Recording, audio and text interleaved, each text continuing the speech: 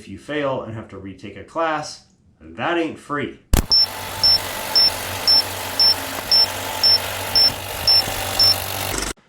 What's going on, fam? Good to see you today. So today, I have a brief chat about headline readers.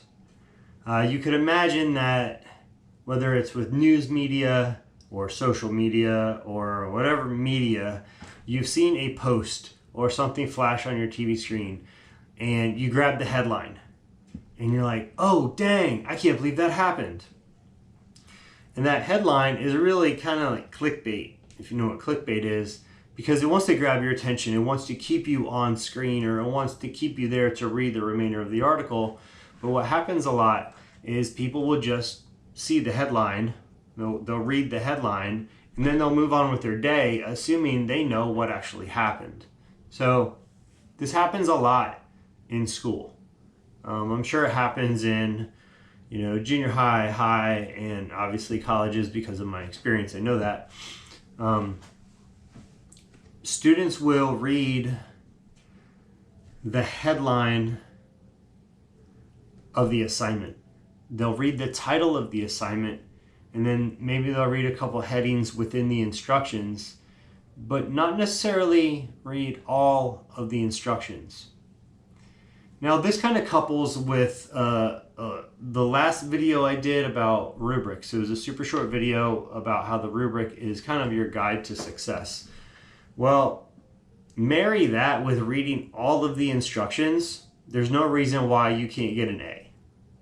In my opinion, work ethic, reading instructions, using the rubric as a checklist, there's no reason why students can't walk out with the highest possible grade.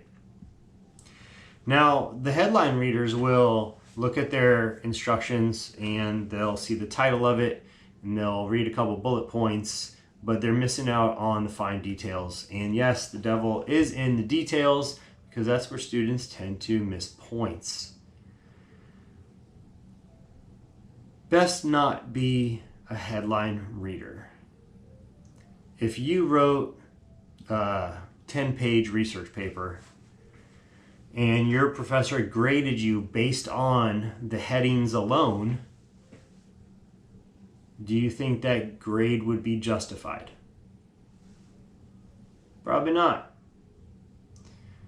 So in turn, for you to read all of the instructions is going to do you much better in the long run than skimming over them and asking your professor to justify the grade that you earned. You want to be able to dive deep into the instructions and ask questions before maybe you even start the assignment. This is college we're talking about. You're paying whatever, tens of thousands or hundreds of thousands of dollars for your education.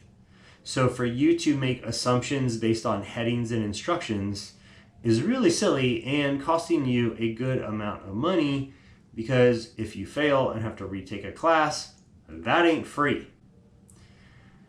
So it's in your best interest to really pull focus.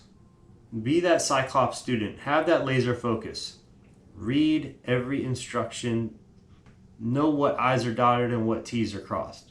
Know exactly what is required. After reading the instructions, cruising through the rubric should be a breeze, and there should be no reason why you cannot get a great grade.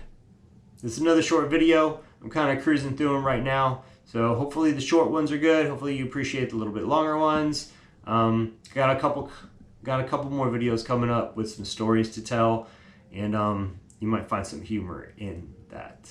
But anyway, short and sweet. Y'all have a good one.